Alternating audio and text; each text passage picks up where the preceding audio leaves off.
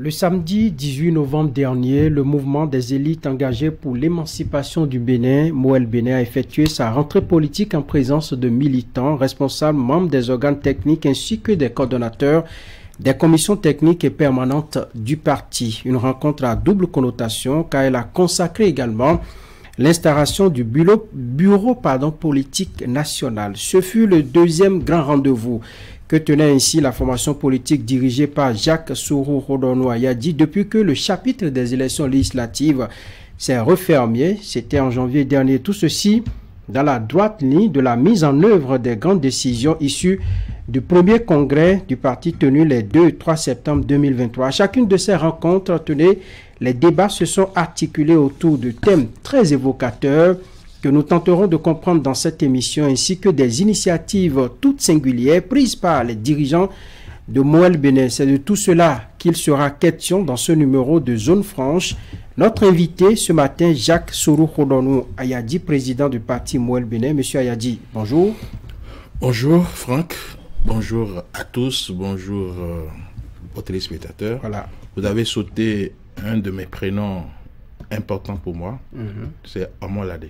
Voilà, Omolade, qui veut dire quoi déjà?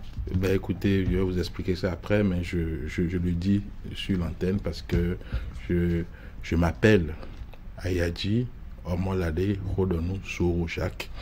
Et je vous remercie de votre invitation. Je vous remercie de vous intéresser à notre parti politique, à Moël Bénin. Je vous remercie de vous intéresser aux conclusions de notre congrès ordinaire, le premier du genre, des 2 et 3 septembre 2023. Et je vous remercie également de vous intéresser à notre rentrée politique et à tout ce que nous avons comme programme dans notre marche vers l'objectif que nous nous sommes fixés à la création du parti en juillet 2018.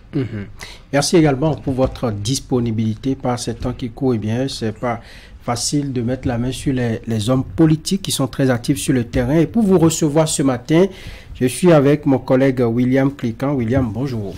Bonjour Franck, bonjour à tous. Jacques Ayadi, bonjour. Bonjour.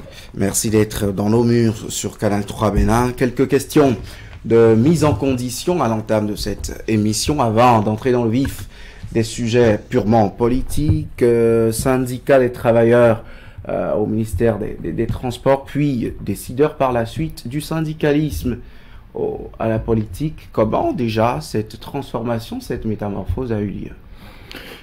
Merci de me faire revenir sur ce sujet parce que beaucoup de nos compatriotes me reprochent, à tort ou à raison, d'avoir abandonné le combat, la lutte syndicale pour l'action politique.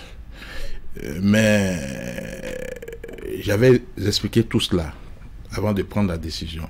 Vous savez, dans ma vie militante, j'ai jamais rêvé, j'ai jamais souhaité de faire la politique. Parce que mon profil ne permet pas d'être un homme politique. Parce qu'en politique, on ne dit pas tout. On ne dit pas les choses telles qu'on les ressent. En tout cas, on n'est pas souvent dans le vrai. Mais en 2015, j'ai pris la décision de renoncer à cet engagement personnel que je me suis donné de ne pas faire la politique. Pourquoi? Rappelez-vous que sous les 2 mandats du président Dr Boni Yayi, j'avais eu un activisme syndical connu de tous. À un moment donné, le président Boni Yayi avait souhaité qu'il y ait une plateforme de discussion à la veille des élections de 2016. Et c'est le ministre Gustave Sonneau, qui était ministre en charge des relations avec les institutions. Il avait cru devoir inviter également les syndicalistes à cette réunion. Mais quand on est arrivé, les acteurs politiques du moment nous avaient indiqué la porte. Parce qu'ils ont dit que eh bien, n'ont accès à cette salle que des acteurs politiques. Alors qu'on remarque que ces acteurs politiques, soi-disant, ne rentrent en scène qu'à la veille des élections. Une fois la période des élections passée, ils abandonnent le peuple à son sort et ils attendent le prochain rendez-vous pour s'illustrer. C'est ce jour-là, à mon corps défendant, en sortant de la salle, en étant éconduit de cette salle-là, que j'ai décidé donc de rentrer en politique. Pour pouvoir avoir accès sur la table où on peut prendre des décisions pour impacter le pays, le peuple. Mais cette décision, je ne l'ai pas mise en œuvre parce qu'en fait, je dis, mais je ne peux pas faire ça. Il y a encore une force intérieure, une voix intérieure qui m'a dit, non, Jacques, ne peut pas faire ça. Donc, je ne l'ai pas fait. 2015, 2016, 2017, 2018, où le président Patrice Talon a mis en chantier la réforme du système partisan. Donc, on veut amener de la valeur, de la qualité dans l'action politique. Donc, c'est le moment plus que jamais de faire le pas. Et donc, voilà pourquoi j'ai fait le pas. Donc, c'est la réforme du système partisan qui vous a séduit au point de vous amener les deux pieds joints en politique. On ne peut pas dire la réforme du système partisan. Le fait que les acteurs politiques qui prennent la misère du peuple comme fonds de commerce n'admettent pas les gens de la société civile autour de la table pour prendre des décisions sur le devenir du pays. Donc c'est d'abord ça. C'est d'abord ça qui m'a... J'ai pu parler de 2015. 2015, il n'y avait pas encore la réforme. Quand moi je sortais de l'élément déclencheur, c'est... L'élément déclencheur, c'est cela. Mais Jacques Ayadji, et ensuite, la réforme qui a dit, bon, ok, on peut entrer en politique et avoir une marche. Voilà pourquoi Moël Béné a été créé en juillet 2018. Et je remercie l'ensemble des Béninoises et des Béninois qui, depuis ce jour-là, écrivent ce projet avec moi. Mais Jacques Ayadji, d'aucuns pourraient lire en lecture politique toute faite qu'accéder à un poste de responsabilité, être nommé en Conseil des ministres, c'est déjà un pas vers la politique. Et donc, depuis 2016 déjà, vous faisiez un pas vers la politique. Et surtout que beaucoup de syndicats de votre époque, on a lu leur activisme comme étant une préparation à l'entrée en politique. Et vous êtes nombreux, ces grands acteurs de la société civile de l'époque, à être aujourd'hui aux affaires. Bon, c'est votre point de vue. Avant 2016, j'étais déjà responsable technique au niveau du ministère de l'ex-ministère des Infrastructures. J'ai été directeur adjoint des études techniques. J'ai été directeur adjoint des travaux neufs. Donc, il n'y a pas eu grande métamorphose entre le Jacques Ayadji syndicat et le Jacques Ayadji, comment on appelle, directeur général des infrastructures. Allez, en 2016. À qui vous avez laissé les armes là-bas? Puisque visiblement, il n'y a plus de syndicalisme très actif au niveau de votre département ministériel aujourd'hui. Je ne peux pas apprécier ceux à qui j'ai passé la main. Ils font ce qu'ils peuvent. Je ne peux pas les apprécier. Ce qui est sûr, il faut... les mêmes personnes ne peuvent pas jouer tout le temps les mêmes rôles. Aujourd'hui, moi, je suis, comment on appelle, on peut dire, je suis dans l'action publique. Et donc, je laisse les syndicats qui sont en activité aujourd'hui de m'apprécier ou de dénoncer les erreurs que je pourrais faire dans l'exercice de mes fonctions. Et c'est dans cette dénonciation que je pourrais, si je commets des fautes, je fais des erreurs. Parce que moi, j'ai toujours dit qu'il faut accorder la bonne foi à ceux qui dirigent. On peut faire des choses qui sont moins bonnes, mais de bonne foi. Et il suffit que quelqu'un qui vous suit attire votre attention pour que vous vous rendiez compte de ce que vous êtes en train de faire. Donc, Moi, je suis joueur aujourd'hui. Je laisse les spectateurs m'applaudir ou me désapprouver selon les actes que je pose. Et la vie syndicale en général au Bénin aujourd'hui, elle est tout de moins peu visible, elle n'est plus du tout celle qu'on a connue avec vous et beaucoup d'autres acteurs syndicaux, avec une législation davantage corsée, restrictive. Comment déjà lisez-vous en général l'atmosphère du syndicalisme aujourd'hui, maintenant que vous êtes d'une manière ou d'une autre spectateur de ce milieu-là? Je vais répondre très simplement, pour dire que chaque peuple mérite ses dirigeants, chaque peuple mérite ses syndicats, chaque peuple mérite ses journalistes, chaque peuple mérite. Donc, moi, je ne vais pas émettre un jugement de valeur sur ce que vous dites là. C'est ce que notre peuple mérite aujourd'hui qui se passe. Là, c'est Jacques Ayadi le politique, pas le Jacques Ayadi le syndicaliste. Non, mais écoutez, moi, je vous dis les choses telles que je le sens. Parce que si quelque chose se passe et ça continue de se passer de bien, ça veut dire que c'est ce que le peuple veut. Si quelque chose se passe et continue de se passer de moins bien, ça veut dire que c'est le peuple qui veut ça comme ça. Le jour où le vrai peuple, parce que ce n'est pas les peuples dont parlent les partis politiques, hein, le jour où le vrai peuple ne voudra plus de quelque chose, vous allez voir que cette chose ne se passerait plus. Alors pour terminer sur le chapitre et rentrer dans et aller à nos moutons, quand vous faites une petite comparaison, le monde politique que vous avez connu avant d'entrer en politique et celui d'aujourd'hui, quelle conclusion tirez-vous? Puisque je vous ai entendu dire que le monde politique, on ne dit pas tout, on ne dit pas vrai, ainsi de suite, pour caricaturer un peu ce qui se passait avec le système partisan. Vous avez l'impression que les comportements ont changé un peu dans le monde politique? Non, rien n'a changé. Ce que nous avons gagné dans la réforme du système partisan, comme je l'ai dit à d'autres occasions, pour faire 1000 pas, il faut en faire un premier, un deuxième, un troisième, etc. Donc les premiers pas positifs que nous avons gagnés ou posés dans cette marche de la réforme du système partisan, c'est la réduction du nombre de partis politiques. Aujourd'hui, on peut dire que les cabines téléphoniques ne servent plus de base à la création des partis politiques. Donc, de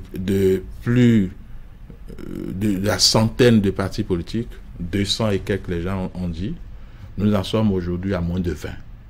Ça, c'est un pas de gagner. Mais en dehors de ça, tout le reste là, rien du tout. Rien. Les hommes grand H étant les mêmes, les habitudes ayant la peau dure, eh bien, nous avons encore du chemin à parcourir. Au moins, le Bénin, vous abandonnez les militants après les élections. Non. Vous voyez après. Vous voyez, moi, c'est-à-dire, je ne suis pas... je ne suis pas qualifié pour parler de moi, le Bénin. Parce que je ne peux pas être... on ne peut pas me créditer de l'objectivité. Sinon, je peux vous dire que aujourd'hui au Bénin, il y a deux catégories de partis politiques. La première, c'est l'ensemble des partis politiques qui ne veulent pas que les choses changent, qui veulent toujours prendre la misère du peuple comme fonds de commerce, comme échelle pour accéder au pouvoir. Et l'autre catégorie est constituée seulement de moi, le Bénin, qui est dans le peuple, qui est soucieux de l'avenir du peuple et qui travaille jour et nuit pour que les choses changent. Vous parlez bien de moi, le Bénin. Mais c'est pourquoi il dit que je ne suis pas la personne la mieux indiquée pour répondre à cette question. Tout va bien au moins le Bénin. Et tout va bien entre moi, le Bénin et le peuple béninois. Bien sûr, parce que nous sommes préoccupés par le peuple. Les autres prennent la misère, ils surfent sur la misère du peuple. Ils prennent la misère du peuple comme fonds de commerce Quand quelqu'un est au pouvoir et il pose des actes qui sont bien pour le peuple, il suffit que ces actes-là, bon, ça crée un peu de, comment on appelle, de douleur, de difficulté au début, parce que vous voyez la bonne femme, pour sourire à son bébé après l'accouchement, mais dans le processus de l'accouchement, elle souffre. Donc, les acteurs politiques qui veulent prendre la misère, les difficultés du peuple comme fonds de commerce, commencent par dénoncer les difficultés normales que cette femme peut avoir avant d'arriver à l'accouchement. Les autres aussi, quel que soit ce qui se fait, ils disent que c'est très bien, tout ça. Ce n'est pas cela qu'il faut pour développer notre pays. Moi, bien, n'est pas dans cela. D'accord. Moi, bien, n'est pas dans cela. Jacques Ayadji, quand on vient dans l'action publique, on s'assagit parce que je vous sens depuis l'entame de cette émission moins virulent, un peu plus posé en analysant surtout l'action publique et surtout les difficultés inhérentes, comme vous l'avez dit, à l'action publique, à la gestion de la chose publique. Vous voyez, un syndicat a une posture. D'accord? Lorsque vous êtes syndicaliste, vous êtes responsable syndical, il faut incarner la fonction. Donc, le Jacques Ayadji que vous recevez ce matin n'est pas le secrétaire général d'un syndicat. Jacques Ayadji que vous recevez aujourd'hui, c'est le président d'un parti politique. C'est-à-dire une personnalité politique appelée à gérer le pays. Et donc, vous ne pouvez pas, dans cette position-là, dans cette posture, avoir des langages, des postures de syndicalistes. Le syndicaliste, c'est quelque chose qui s'apprend. Je ne suis pas un syndicaliste. Alors, je suis un homme politique. On va évoluer. Bon, voilà, On va parler maintenant de votre premier congrès ordinaire de Moël Bénin. C'est une rencontre de grande décision qui s'est tenue les 2 et 3 septembre dernier. Alors, parlez-nous des enjeux de ce conclave pour votre parti. Vous savez, le congrès ordinaire c'est pas un rendez-vous au hasard. Nous avons des statuts, nous avons un règlement intérieur qui prévoit tous les 5 ans un congrès ordinaire. Moi, Bénin étant ministre des Fonds baptismaux en juillet 2018, en 2023, nous avons les normes bouclées 5 ans. Et vous pouvez aussi observer et remarquer que nous sommes pratiquement le seul parti politique au Bénin aujourd'hui, en tout cas, à tenir nos rendez-vous statutaires. C'est vrai que les démocrates nous emboîtent un peu le pas, mais ils doivent reconnaître que dans ce dans ce respect des grands rendez-vous statutaires, en tout cas dans la mouvance présidentielle, il n'y a personne qui soit proche de nous. Eux, ils sont de l'autre côté plutôt. Les autres partis n'arrivent même pas à faire le moindre congrès. Et nous, depuis 2018, nous essayons. Parce qu'en fait, la première qualité d'une organisation, quelle qu'elle soit, c'est de respecter ce qu'elle a elle-même prévu, ce qu'elle a elle-même écrit dans ses textes fondamentaux. Quel est votre secret pour véritablement respecter ces rendez-vous-là? Comment vous faites à Moël Bénin? Ben, vous savez, nous sommes des hommes et des femmes déterminés à faire la politique autrement. Et notre devise, vous le savez très bien, c'est vérité, travail, patrie. Pour dire qu'à Moël Bénin, nous gageons de travailler pour notre patrie dans la vérité. Vous avez dit qu'en politique, ça c'était dès l'entame de cette émission, qu'on ne frôle pas forcément le vrai, on s'en écarte la plupart du temps. C'est pour ça que Moël Bénin est né. Pour montrer que ce tard qu'est la politique peut être exercer peut être fait, n'est-ce pas, dans la vertu, dans la vérité. C'est pourquoi vous voyez que nous sommes attaqués de partout. Nous sommes attaqués de partout. Nous sommes attaqués au niveau de la majorité présidentielle qui est notre famille. Nous sommes attaqués au niveau de l'opposition. Nous sommes attaqués parce que nous avons amené la politique. Nous avons refusé de marcher sur la tête, comme tout le monde autour de nous, comme tout le monde dans la classe politique. Nous avons décidé de marcher sur les pieds.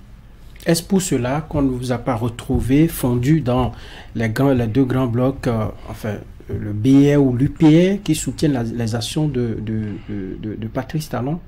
Oui, mais soutenir les actions de Patrice Talon n'est pas un projet de société.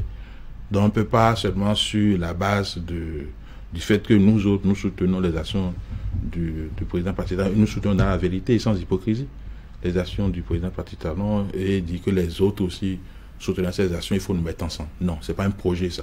Parce que si vous créez un parti politique et votre idéologie, votre vision, votre projet de société, c'est de soutenir les actions du président parti. Et quand le président parti sera plus au pouvoir, on va devenir quoi? Donc nous, on ne peut pas seulement sur cette base-là nous mettre ensemble avec des partis politiques. Alors, quelles sont les idéologies de ces partis politiques-là? Quelles sont les visions de ces partis politiques-là? Et c'est lorsque nous allons voir une convergence entre l'idéologie et la vision qu'on peut se mettre ensemble. Donc voilà, Est-ce que c'est même possible ce que vous proposez, Jacques Ayadji? Parce que à part ces partis satellites dont plusieurs sont fondus, déjà même dans la mouvance présidentielle, je vois beaucoup de courants politiques. Je vous vois par exemple à Mouel Bénin très proche d'une gauche soutenant un président bien libéral, et je vois par exemple un parti dit progressiste qui soutient un président libéral. Je vois un parti républicain qui par essence doit être libéral. Quand je vois politiquement, idéologiquement, est-ce que même dans cette mouvance présidentielle, il n'y a pas un méli-mélo qui vous empêche de parler d'une même voix en vrai? Bon, votre question m'amène à aborder un débat profond. C'est un luxe, ce que vous êtes en train de dire là, pour notre pays. C'est un luxe pour l'Afrique de dire que bon, voilà un président libéral, voilà un parti politique qui est progressiste, un parti politique qui est de gauche, etc. Oui, c'est très bien, mais nous n'en sommes pas encore là. Le système politique, voyez-vous, je ne sais pas si on aura le temps d'aborder ce sujet-là. Notre modèle de gouvernance n'est pas adapté à nous-mêmes. C'est pas adapté. Ça souffre de quoi? L'habit que nous sommes cousus au sortir de la conférence nationale, là, cet habit ne nous sied pas. C'est étonnant quand même, venant d'un acteur politique. Non, c'est pas pour la première fois que je le dis. Hein. Ça, je ne sais pas si j'ai déjà fait un plateau sur lequel je ne l'ai pas dit. Donc, normalement, le système qu'on doit mettre en place dans notre pays, c'est un système qui permettra à nous tous de nous mettre ensemble pour construire ce pays. On n'a pas le même point de vue, c'est le droit à la différence, c'est un fondement de la démocratie. Je suis d'accord, très d'accord avec ça. On peut faire des compétitions électorales. Élections présidentielles, élections législatives, élections communales, etc. Mais à la fin de ces élections-là, lorsque on aura choisi un d'entre nous ou des gens parmi nous pour le boulot, les autres doivent se mettre autour pour travailler. C'est pourquoi pour Mouel Bénin, c'est un luxe pour notre pays que chaque président arrive au pouvoir avec un programme propre à lui. C'est un luxe. Nous devons nous asseoir pour penser, imaginer notre pays, ce qui doit être dans 100 ans, et pouvoir écrire une loi-programme qui devait être imposée à chaque président qui arrive au pouvoir. Cette loi-programme doit être constitutionnalisée. On prend notre pays, on le projette. On dit, voilà, on fait ci, on définit les priorités. Et chacun vient, il fait sa part. Si son mandat fini, il part. Celui qui vient va prendre le train pour continuer et on sera sans arrêt en train de tisser la nouvelle corde qui est déjà prévue au bout de l'ancienne. Mais ce que nous observons est que, bon, quelqu'un vient, il fait 5 ans, il fait 10 ans, il fait quelque chose, l'autre vient, il remet tout en cause, et puis il fait pour lui, l'autre aussi vient, il remet... C'est un luxe. Alors, est-ce que vous êtes en train de remettre en cause les résultats issus de la conférence des forces vives de la... Puisque c'est là, justement, que nous avons tous ensemble pris cette option-là, qui est mise en œuvre aujourd'hui. Oui, je remets en cause, je n'ai jamais pas partagé ça. Je vous ai dit que la conférence nationale de février 90 a enfanté un poison là pour... Mais vous ajoutez les Béninois quand vous parlez de cette référence de notre modèle démocratique. Voilà, parce que vous appelez ça modèle que nous sommes toujours en train d'en souffrir. Nous sommes toujours en train d'en souffrir. C'est pas un modèle, ça. Mais Jacques Kayadji, est-ce que l'alternance idéologique empêche de construire un État? Les plus grandes démocraties ont des niveaux de développement intéressants, mais les gens se sont toujours succédés les uns après les autres et ont toujours proposé des idées différentes de celles de leurs prédécesseurs. Non, dans les pays normaux, là, il y a un minimum sur lequel on s'entend.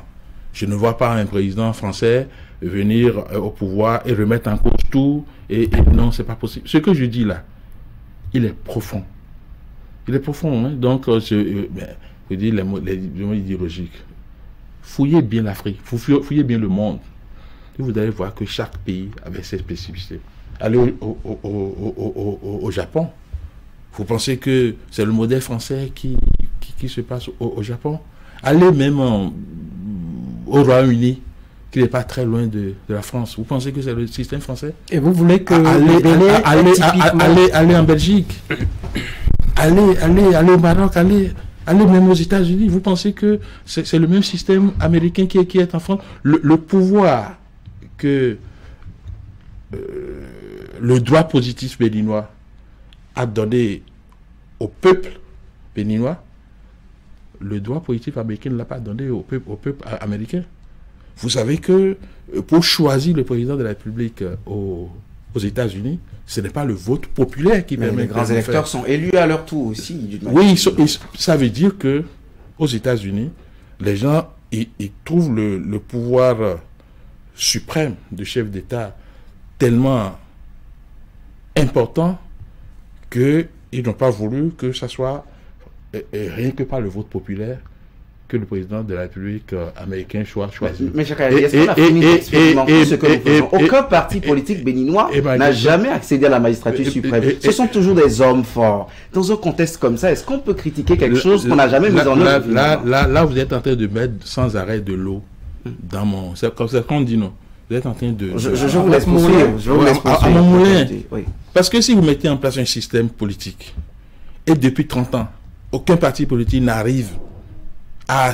Aucun responsable, aucun membre de parti politique n'arrive à accéder au pouvoir. Vous pensez que ce système est un système bon?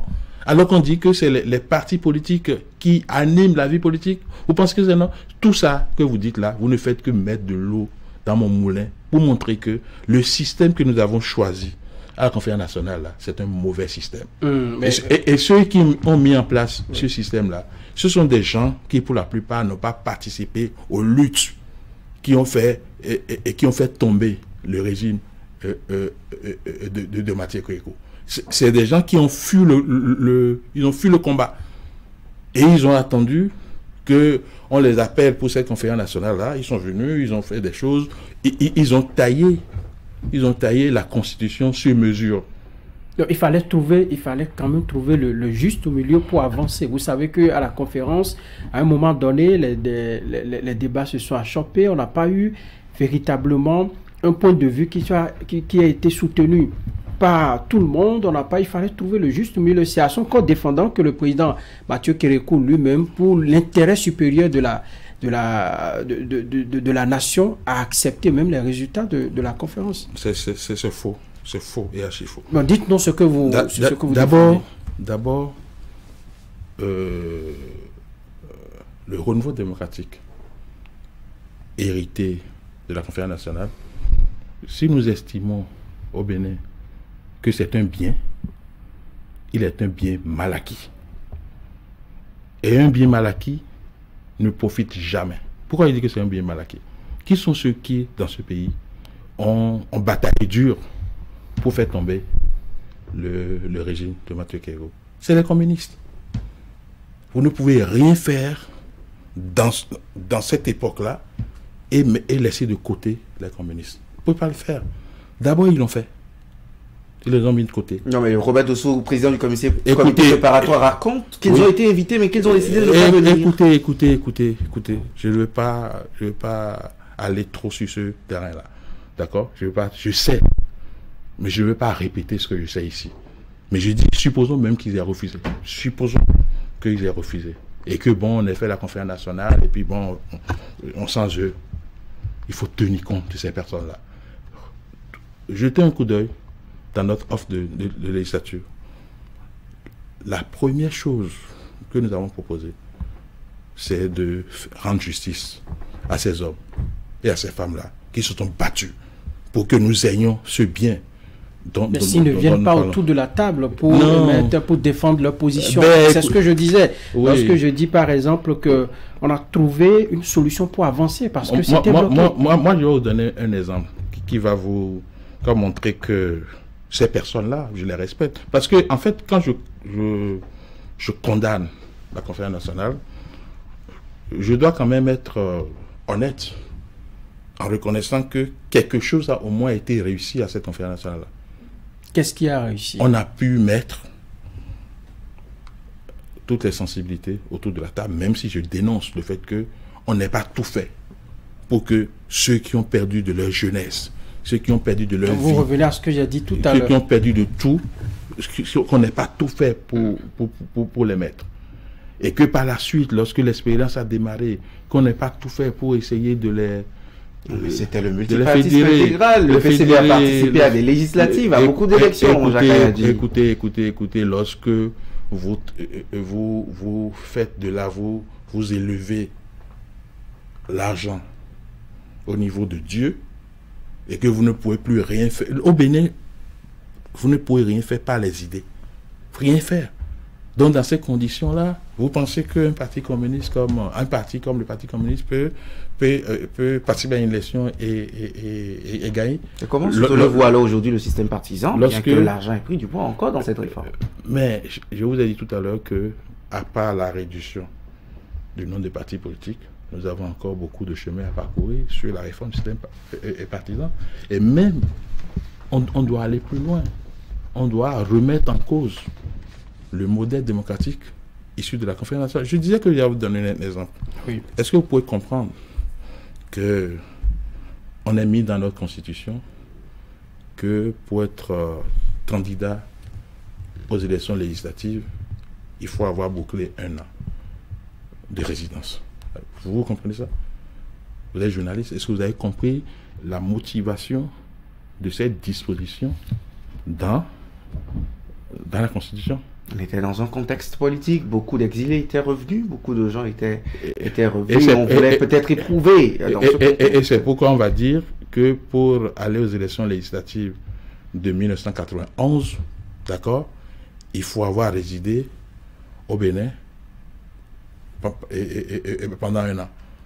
Et quand on le dit, pour le poste de président de la République même, on a dit qu'il suffit de résider au Bénin pendant la période des élections. Ce n'est pas une contradiction, ça. Et je sais pourquoi les gens là ont fait ça.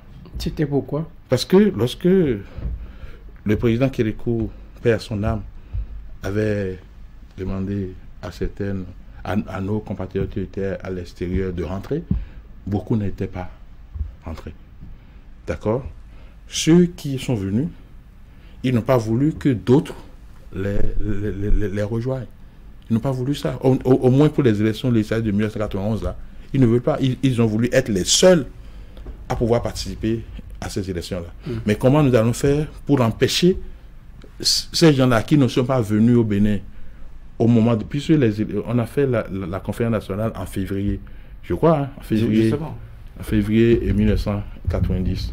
Et les élections, je crois que la Constitution finalement a eu lieu en décembre. Le 11 décembre 90. D'accord. Donc, quand vous voyez la date des premières élections législatives, ceux qui ne sont pas venus à la conférence n'avaient aucune chance de résider au Bénin pendant un an. D'accord? Donc, c'est l'exclusion là. Ça a commencé par là. Est-ce qu'on peut conclure que le Bénin, les problèmes que le Bénin a connus sont dus un peu à la mentalité de ses cadres? Oui, bon, en tout cas, moi, je ne veux pas aller là, mais je dis simplement que on a mis dans la Constitution cette disposition d'exclusion, mais on ne s'est pas arrêté là. On avait peur du président Zissou, on avait peur du président Omanegbe, etc., etc. Et on ne voulait pas qu'il soit candidat. Et on a inventé, n'est-ce pas, la limitation d'âge, 70 ans.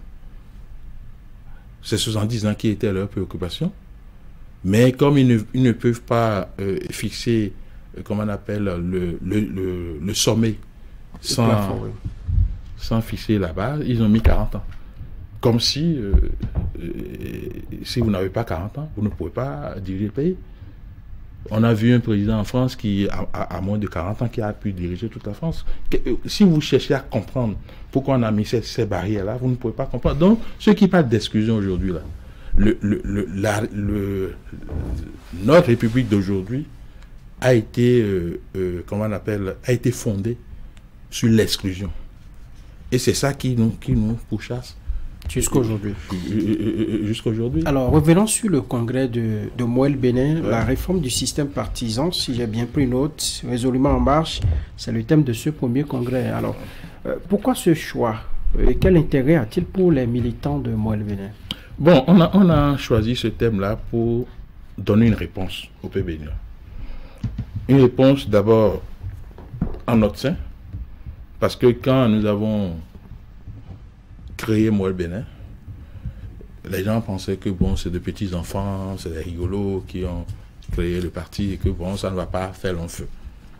Et on a commencé par faire feu de tout bois pour que le parti disparaisse par fusion ou chose là. Nous avons résisté. Et donc, par quel secret déjà? Ça a toujours étonné que le PRD d'Adrien Ngouedji, héritier de toutes ces années du renouveau démocratique, que d'autres partis également rentrent dans la masse et que Mouel Bénin est né en 2018, soit toujours sur l'échiquier. Quel est votre secret en vrai? Parce que, vous savez, le système politique qui est en place, qui est un mauvais système, les acteurs politiques, toutes tendances confondues, savent que c'est mauvais, que ce n'est pas adapté à notre contexte, mais chacun attend son tour pour en profiter.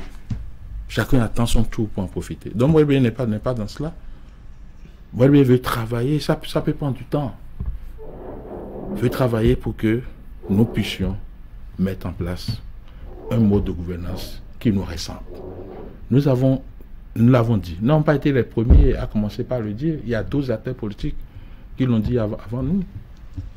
Lorsque, si vous voyez par exemple la dynamique du changement pour un Bénin de debout de Mme Zanou, elle en a parlé. Nous en avons parlé. Aujourd'hui, on a vu un député, comment on appelle, sur la tribune de Nations Unies, qui l'a martelé. Dans les jours qui précèdent là, il y a le président Obasanjo qui le dit. Donc, ça fait du chemin. À un moment donné, on va comprendre que on ne peut pas, la démocratie que les gens ont voulu nous injecter là. Si c'était pour nous faire du bien, ils n'allaient pas nous envoyer ça. La démocratie est un principe universel. Si les régimes politiques varient, mais la démocratie est un principe universel. Si le modèle démocratique que les gens nous ont imposé en 1990 devrait aider l'Afrique à se développer, les gens ne vont jamais nous aider. Les gens nous l'ont imposé ou les événements non, ça a été imposé. Vous savez, vous avez peut-être oublié le discours de la boule. Moi, je n'ai pas oublié. Hein. Donc, si ce modèle démocratique devait nous amener à nous développer là, ces gens-là que vous connaissez, qui nous donnent ça et qui nous permettent de nous chamailler entre nous, et de faire en sorte qu'on fasse des élections comme ça, on désigne quelqu'un, bon, ce n'est pas bon pour nous. Mais ce que vous dites là, qui va changer les choses? Parce que là, si on doit engager véritablement le processus, ça doit passer par les députés que nous avons à l'Assemblée nationale, où on va organiser encore une conférence. Un référendum carrément, voilà, pour revoir notre constitution. Pour revoir tout cela, parce que là, je vois que vous avez véritablement, c'est un système que vous envisagez, vous aimeriez qu'on change pour permettre d'avoir un modèle démocratique typiquement béninois. Bien sûr. Voilà. Au moins africain. Africain. Au moins africain. Les réalités ne sont pas les mêmes. Oui, il y aura des spécificités, mais globalement, là, le système occidental ne nous sied pas. Comment y arriver? Il faut qu'on se mette ensemble. Ce n'est pas un problème de députés. Ce n'est pas un problème de gouvernement. C'est un problème de nous tous. On doit pouvoir avoir une assise. On peut l'appeler assise nationale. On peut l'appeler comme on veut. Mais on doit se réunir. Tout le monde, qu'on soit politique, qu'on soit syndicat, qu'on soit de religieux, qu'on soit de nos traditions, qu'on soit ceci, qu'on soit artiste, qu'on soit journaliste. On doit se mettre ensemble. Et chacun va amener son idée. Moi, Bénin a son idée. Mais ce n'est pas l'idée. On met notre idée sur la table. D'autres composantes du Bénin, ils mettent également leur idée. On a fait une synthèse pour sortir quelque chose pour notre pays. On ne peut pas être en train de dire les mêmes choses chaque fois. Est-ce que c'est normal que dans un pays comme le Bénin, qu'on dise que bon, quelqu'un peut être président et s'il fait 10 ans, il ne sera plus président? Est-ce que c'est normal? Si je dis ça maintenant, ceux qui font des réflexions superficielles vont dire bon, il veut que Patrice Talon reste au pouvoir à vie. C'est pas ça le problème. Dans notre contexte là, c'est ça qu'on dit chez nous, non? Et vous ne pouvez pas vouloir mettre en place un mode de gouvernance sans tenir compte de ça. D'accord? On parle par exemple de séparation des pouvoirs au Bénin, en Afrique. C'est pas possible. C'est pas possible. Et je dis souvent que celui qui a mis, si vous mettez du poisson fumé, par exemple, à côté d'un chat, parce que le chat vous a promis que lui ne va pas bouffer le poisson fumé, si vous mettez ce poisson fumé et qu'il le bouffe, la faute, c'est pas au chat. Hein. La faute, c'est celui qui sait que le chat ne laisse pas passer le poisson fumé et a mis le poisson fumé à côté. Donc, il ne peut pas avoir de séparation de pouvoir dans un pays. Jacques a dit, je ne vous interromps pas, mais est-ce que vous savez que le modèle politique que vous tentez d'avoir a existé dans d'autres civilisations? C'est lequel je veux avoir. Je le vois se rapprocher de l'aristocratie quand vous parlez par exemple non, le manque de séparation de pouvoir. C'est tout sauf de la démocratie. Est-ce que vous savez quand même la démocratie, c'est finalement le meilleur dans tous les mauvais systèmes qu'on puisse avoir politiquement selon l'histoire du monde? C'est faux. C'est faux. D'abord, la démocratie n'est pas une donnée figée. Ça évolue. Mais ça a des principes universels qui sont cardinaux. Lorsque vous allez en Belgique aujourd'hui, ils font de la démocratie, mais ils font de la monarchie démocratique. Ça, c'est un régime politique. Ça, c'est pas, le régime politique n'est pas le mode de gouvernance. La démocratie, c'est le mode de gouvernance, mais le régime politique est tout autre. On peut opter pour la monarchie, pour la république, pour une confédération. Mais le mode de gouvernance, c'est autre chose. Mais nous, on a opté pourquoi? Pour une république. Et une république même présidentialiste. Le président de la république est très fort parce que dans notre sociologie, le chef, il est fort. Ah, ok, c'est bon. Continuez. En tout cas, nous persistons et nous signons pour dire que ce modèle n'est pas adapté. Parce que lorsque nous sommes dans un pays de reconnaissance et d'ingratitude, les deux à la fois, ça peut vous paraître un peu bizarre. On ne peut pas écrire dans une constitution que tu m'as nommé, je ne te connais plus. C'est faux. Dans notre contexte, c'est faux. Parce que, et là, attends, on fait une peur. Vous comprenez ça? Mais tous les Béninois ne comprennent pas. Ah ben moi, je ne peux que dire ça. Parce que lui, il comprend. Il va peut-être expliquer. Agbidi connu en Agbidi Banoué. D'accord? C'est ce qu'on dit. Nous sommes un peuple de gratitude. Donc, quelqu'un m'a mis à une position. Et je sais que cette position, il me procure ceci, il me procure cela. Vous pensez que si cette personne me demande quelque chose, je ne vais pas faire? Tout en étant un bon béninois, un béninois immergé dans nos réalités culturelles et cultuelles. Et j'ai dit... Carrément, il faut élire les responsables à ces différents niveaux. J'ai dit un pays de gratitude et de gratitude.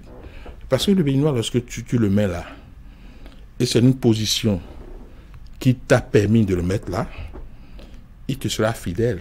Mais le jour où tu quitteras cette position et quelqu'un d'autre va venir là, il deviendra ingrat vis-à-vis de toi pour s'allier à l'autre là.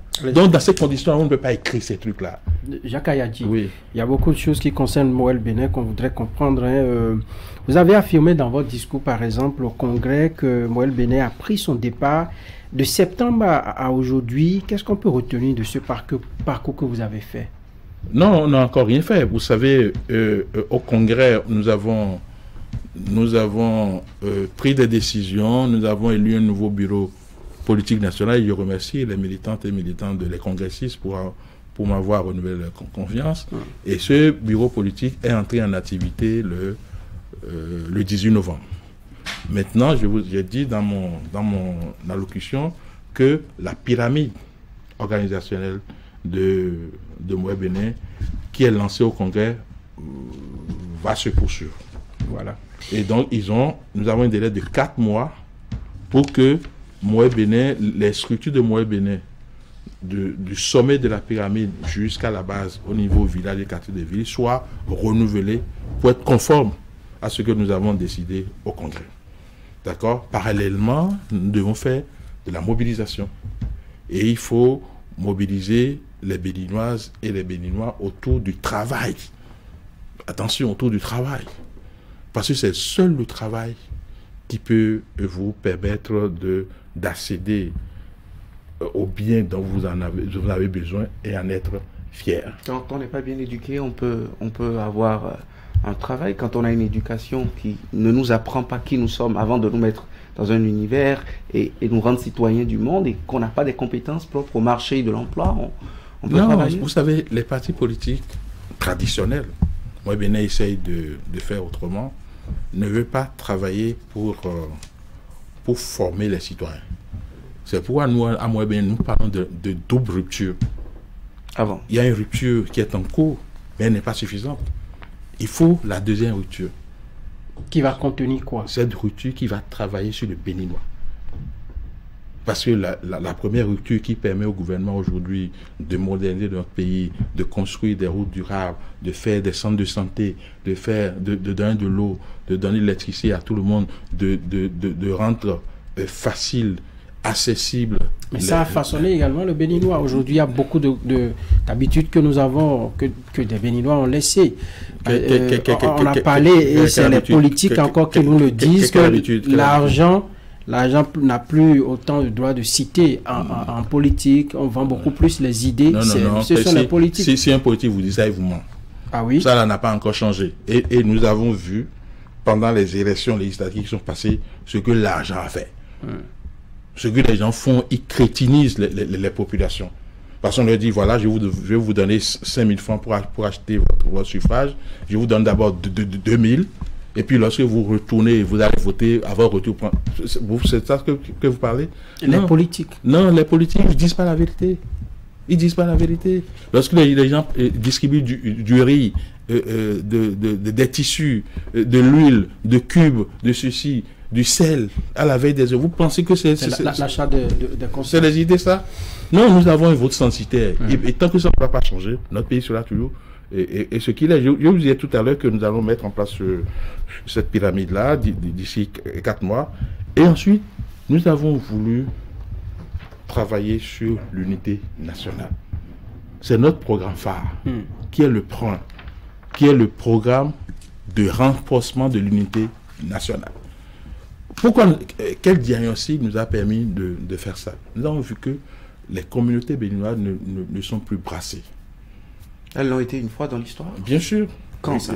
Ben écoutez, moi, je suis pas très vieux, Mais je sais qu'avant, lorsque vous commencez l'école et que vous atteignez le niveau CM2, vous avez le CEP, vous quittez votre lieu de résidence. Vous rendez au collège. Il n'y a pas de collège partout. Donc, il y a un point de regroupement de tous ceux qui ont le CEP. Ils se regroupent là. Ensuite, vous avez le brevet. Il n'y a pas le lycée partout. Il y a aussi un autre point de regroupement. Et lorsque vous avez le bac, nous nous retrouvions tous. Et comment on appelle, à Robert-Calavi. Moi, j'ai connu Malik Gomina, qui est un grand ami. Je l'ai connu là. J'ai connu d'autres personnes, Edi Soubako, etc. Et pour autant, il ne faut pas arrêter l'évolution des choses. Je ne dis pas ça. Je ne dis pas ça. Donc, on a un problème. Notre pays n'est pas une nation. Et on ne peut pas aller au développement sans la nation. Donc, nous avons dit comment nous réglons ces problèmes d'unité nationale. Et c'est comme ça que nous avons mis en place le programme PRO, qui est un programme de transformation de l'unité nationale.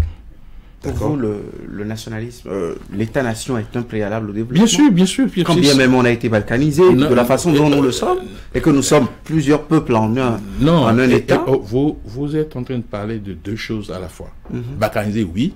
Mais après la balkanisation, il y a un territoire qu'on appelle le Bénin. Justement. Et sur ce territoire, il y a des hommes et des femmes de différentes régions. Il faut qu'ils puissent être vraiment... Je le conviens avec vous, mais est-ce que c'est un préalable au développement? Sans ça, si on n'a pas quelque chose en partage, on n'a pas de respect pour le pays, pour le drapeau, on ne peut rien faire d'autre. D'accord. Rien d'autre. Donc le PRO, oui, c'est un programme général. Mais on a pris un premier prétexte pour aller là. Le PRUNA, qui est le projet de renforcement de l'unité nationale par l'agriculture. Comment nous allons faire ça? Nous avons décidé, au niveau des départements que nous avons, nous en avons 12. Nous avons exclu le littoral parce que nous estimons que nous ne pouvons pas avoir de terre au niveau du littoral pour implémenter ce programme. Donc, au niveau des 11 autres départements, nous envisageons trouver un domaine et y déployer 24 personnes à raison de 2 par département. 2 par département, et on les met ensemble. Le parti s'organise pour leur trouver des moyens pour travailler dans le secteur agro-pastoral.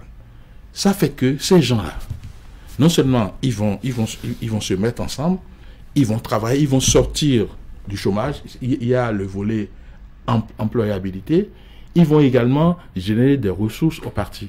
Donc, aujourd'hui, nous allons commencer par les collines. D'ici le premier trimestre du mois de l'année prochaine, nous allons pouvoir lancer officiellement ce projet-là. Et si on le fait dans les collines, on va le faire dans le Koufo, dans le Mono et partout. Ensuite, nous allons descendre au niveau communal avec la même logique d'utiliser un prétexte pour mettre les gens ensemble. Ça, c'est le prétexte agricole. Et on peut prendre le prétexte de l'éducation. On peut prendre le prétexte de l'art, du théâtre et du cinéma. Dans tous les cas, il faut mettre les Béninois, il faut brasser. Apprendre aux Béninois à vivre ensemble. Et là, nous allons mobiliser les Béninoises et les Béninois autour du travail. Parce que ce que les acteurs politiques font et attendent la veille des élections pour aller distribuer de l'argent aux populations, nous fait totalement le contraire. Nous voulons être en contact avec les populations du premier jour de l'année jusqu'au dernier jour, du premier jour de n'importe quel mandat jusqu'au dernier jour du mandat, et les fédérer autour du travail. Alors, il y a également une initiative que j'ai retrouvée dans des documents que j'ai pu me procurer sur vos différentes sorties, vos différentes rencontres. Un concept choix, témoignage, reconnaissance. Qu'est-ce que vous y mettez? Voilà, vous savez, nous sommes un pays où, tel que les choses se passent aujourd'hui, ça ne sert à rien de se battre pour son pays. Parce qu'on voit ceux qui se sont battus là, on voit ce qu'ils deviennent. Donc nous avons dit non, il faut que on change un peu.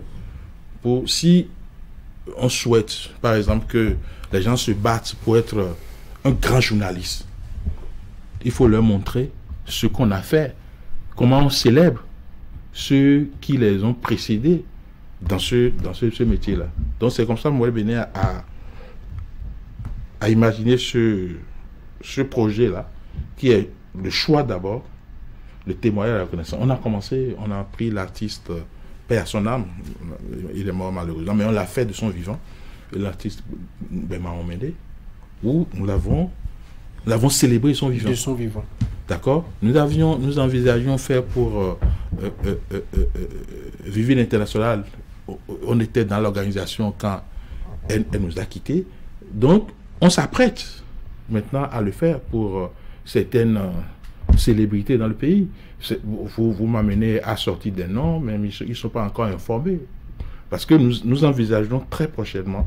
Et c'est sur l'ensemble du territoire national. Oui, nous envisageons très prochainement célébrer 6 personnalités ensemble dans notre pays. C'est pas qu'on va leur donner.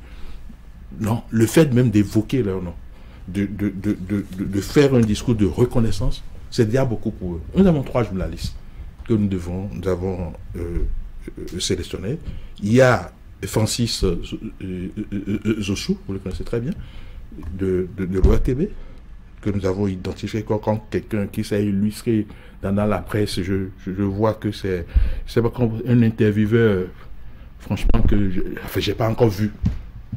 On l'a identifié. Il y a Jérôme Carlos, que nous avons identifié. Il y a Guy Paco, Radio Topa. Voilà les 3 journalistes. En plus des journalistes-là, il y a 2 artistes. Il y a Sabouran Danielou, Nel Oliver, et puis Pierre d'Assabouté, d'accord, et un joueur de football. Ça fait 7 en fait. Un joueur de football, Espédi Dossubété. Est-ce que vous le connaissez? Est-ce que vous savez ce que... Une ancienne gloire du football. Ce que ce joueur-là, quel plaisir nous a procuré avec ces touches de balles magiques au niveau des Requins de l'Atlantique, au niveau de l'équipe nationale. Toutes ces personnes-là, nous allons quand même les célébrer pour amener la jeunesse à faire comme eux, à les avoir comme modèles. C'est ce que nous avons prévu pour cette année. L'année prochaine, ce serait d'autres. Peut-être que c'est vous que nous allons célébrer. Pourquoi pas? L'année prochaine, si vous... Jacques a dit par en 2026, parce que nous approchons la fin de cette émission. C'est déjà la fin, là? Nous sommes à 4 minutes de la fin de cette émission. Vous allez augmenter le temps. Les dieux de la régie n'ont pas de rallongeur de leur côté. Oui. Jacques a dit, voilà ce que vous prévoyez pour animer la vie politique d'une manière ou d'une autre, mais en prospective. Nous ne sommes qu'à moins de 3 ans désormais peut-être. 2026, comment est-ce qu'on voit ça déjà du côté de la mouvance présidentielle quand on est crédité d'être parti satellite et surtout personnellement du point de vue de vos convictions, de vos projections, comment est-ce que vous voyez venir l'alternance après Patrice Talon parce que constitutionnellement il a fini 2 mandats? D'abord, il faut, et là je parle aux Béninois et aux Béninois, il faut travailler à ce que on ne recule plus, on n'aille plus en arrière. Le président Patrice Talon, on peut tout lui reprocher. Il n'y a pas d'homme parfait dans ce monde-là. Il a amené la balle à un niveau là. Il ne faudrait pas qu'on retourne. Parce que nous avons l'habitude de voter, de choisir le moins pire. C'est ce que nous avons fait depuis. Il y a 2 choses qui caractérisent le vote dans notre pays. Première chose, on ne vote jamais pour. On vote contre. Et ensuite, on choisit le moins pire. Je ne sais pas si vous comprenez. Le moins pire, c'est quoi? Lorsque vous voyez, on prend quelqu'un, il est en responsabilité, on n'est pas content de lui, on le change, on met quelqu'un d'autre. Chaque fois, là, on dit que celui qui est venu là est pire que celui qui est passé. Et au lieu de chercher quelqu'un de mieux que les 2, on retourne. Et c'est ça qui a amené vos Villop à chanter quelque chose. Vous vous rappelez là, les Mitiori à Mendenon Yonomia. Vous connaissez ça? Mendenon Yonomia. Bioma Yowe Mindobo Kosiru de Jidofi. Les Mitiori à Mendenon. Et quand Kossi est venu, et il a dit que lui ne va pas s'amuser avec les moyens de l'État. On a dit non, au lieu de chercher quelqu'un d'autre, on dit non, on revient à Bio. Donc cette chanson de Vovillop est encore d'actualité aujourd'hui. J'aurais pu dire, il y a un talent de Yirofi. On peut dire ça. Et bien, quand Talon est venu, il dit, il a amené un mode de gouvernance. Bon, on va avoir un peu plus de respect pour les biens publics. Il ne faut pas choisir le moins pire. Non. Le choix du moins pire, ça ne nous a jamais permis d'avancer. Moelle Bénin. Deuxième chose, il faut voter pour. Vous voyez, je vous ai présenté une offre de législature. Nous sommes les seuls à avoir pour les élections. Est-ce que vous êtes déjà subtilement en propagande?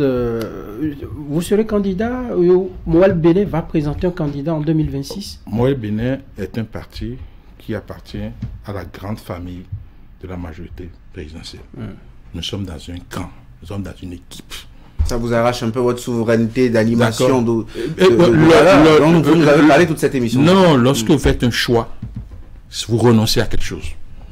Nous avons fait le choix d'être la majorité présidentielle, dont nous devons respecter les règles de la majorité présidentielle. On doit être soudés. Là, on revient encore aux personnes et les partis sont moins forts. C'est pas les personnes. Vous allez respecter l'homme qui sera désigné au niveau de la mouvance. Bien sûr. Et ça fait moins de poids pour la formation politique. Mais non. Il y a quelques partis politiques qui sont aujourd'hui de la majorité présidentielle. Ces partis politiques doivent travailler ensemble. Parce qu'on n'a pas le droit, et j'insiste, que chacun de ces partis politiques ait son candidat.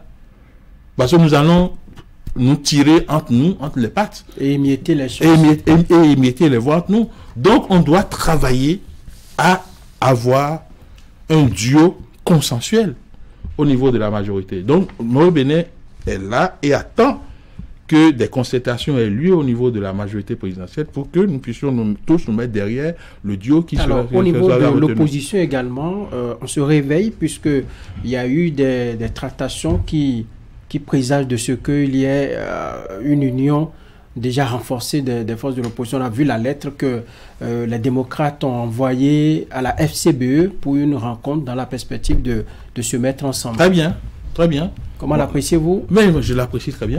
Parce que, d'abord, je n'ai pas à juger ce qu'eux ils font. J'ai à me préoccuper. Vous pouvez avoir votre lecture. J'ai à me préoccuper de ce que nous devons faire pour que la dynamique continue. Et je ne dis pas ça parce que nous sommes au pouvoir. Non. Je dis ça parce que, qu'on le veuille ou non, le Bénin a été transformé. Selon vous? Selon vous-même. Non, c'est pas forcément notre opinion. Tous les Béninois non plus. Tout ça, Yaïboni pense que le cadre institutionnel d'organisation des élections aujourd'hui doit être revu, audité, ce qui l'a amené même à alerter la communauté internationale. Est-ce que nous avons le mauvais système d'organisation des élections? C'est aussi mauvais que ça? Moi, je dis vous savez, nous, on prône la tolérance au niveau de Moelle Bénin, donc je ne peux pas me permettre d'avoir d'un discours, d'être chose. Non.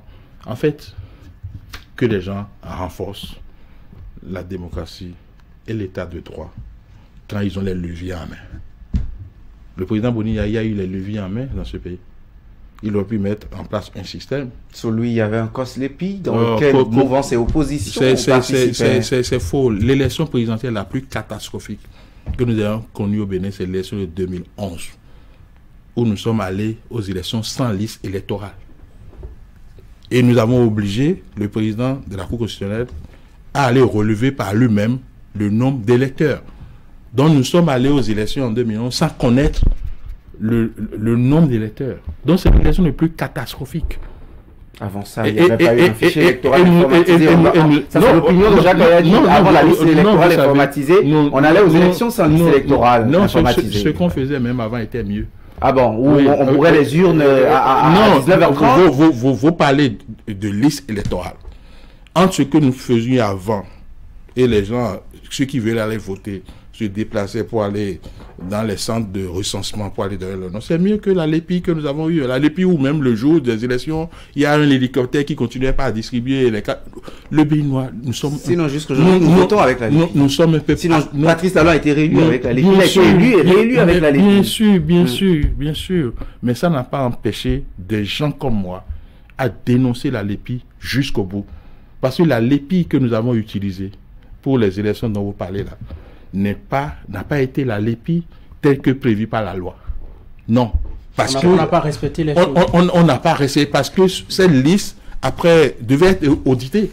Est-ce que ça a été audité? Devait être auditée par la classe politique et il faut qu'elle soit prête au moins 6 mois avant une élection, avant d'être utilisée à cette élection. Vous pensez que la LEPI que nous avons utilisée... C'est l'audit que demande aujourd'hui Boni Yayi. On n'a pas assez de temps. Je dis... Que diriez-vous en conclusion de cette émission? Ce que je dis... Le temps est complètement Ce que je dis, c'est que quand vous êtes au pouvoir, il faut savoir que vous n'y êtes pas à vie. Et que demain, là, vous pouvez ne plus y être. Donc, pendant que vous êtes dans le fauteuil, là, il faut travailler pour renforcer la démocratie et l'état de droit. Je sais que des lettres du genre ont été envoyées pendant que Boni Yayi était au pouvoir. Madame Célestine Zanou avait fait la même lettre pour saisir tout le monde, pour dire, bon, il faut faire... Est-ce que lui, il a fait ça à l'époque? Donc, c'est le karma. Moi, je ne veux pas... Donc, Patrice Talon doit le lui rendre aujourd'hui. Pardon? Moi, je ne dis pas ça. Je dis simplement que quand on est dans le pouvoir, on est dans le fauteuil, et qu'on a les leviers pour changer les choses, il faut le faire en ce moment-là. D'accord? Il faut pas attendre autre chose. Vous voulez que je conclue l'émission? Oui, le temps est parti. Bon, je veux quand même aborder un sujet.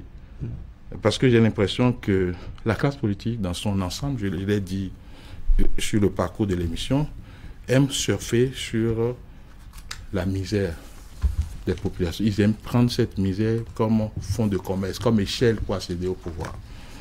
Je veux aborder le sujet des gros blocs que le gouvernement a mis sur certaines pistes frontalières non autorisées. Et la posture que nos amis les démocrates ont par rapport à cela, ce n'est pas bien.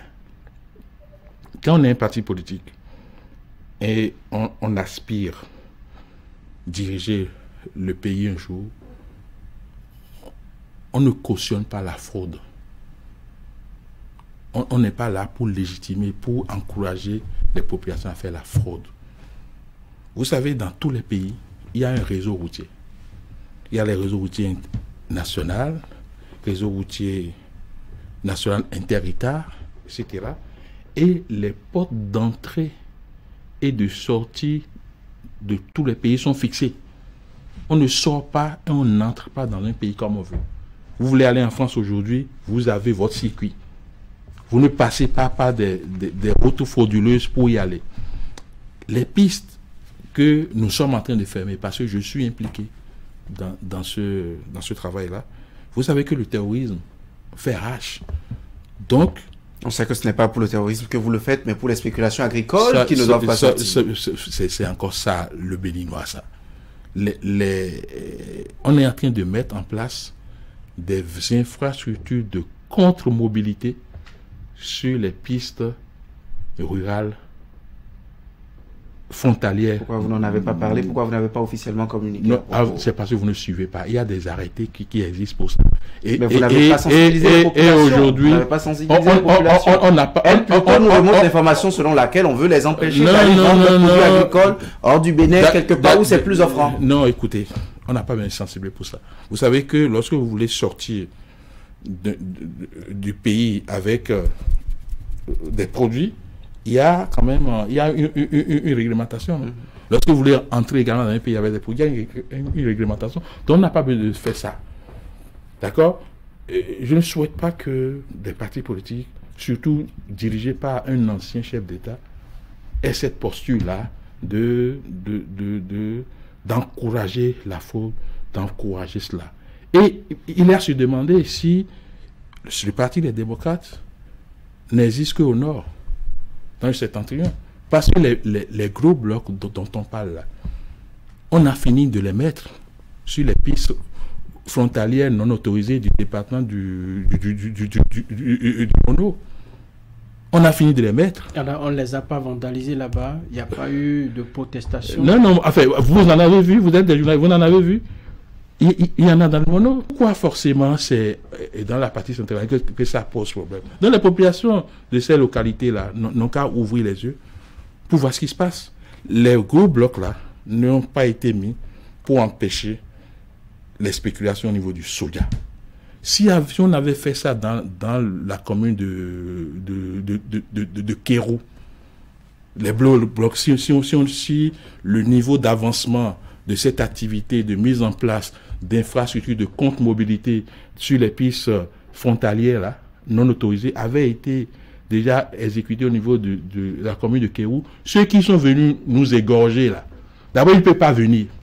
Et même s'ils venaient là, la facilité avec laquelle ils se sont retirés après avoir commis ce forfait-là, ils n'auront pas cette facilité. D'accord, on va finir. Donc voilà un peu ce que je dis pour dire au peuple béninois que Moyen Bénin est à leur disposition. Moyen Bénin est créé pour montrer que la politique est un art. Et ce n'est pas un art qui consiste à crétiniser les populations. Nous voulons construire le Bénin avec eux. Nous voulons construire le Bénin avec eux dans le travail et dans la tolérance. Voilà. Parce que lorsque vous dites que bon, l'argent ne circule pas, oui, l'argent ne circule pas, mais il faut travailler. Jacques Kayadji, président de Mouel Bénin, merci d'être venu sur Zone Franche ce dimanche. Merci à vous également, Franck Aounou. Merci à toute l'équipe de réalisation. Merci à vous qui nous avez... C'est bien dommage que l'émission soit finie comme ça.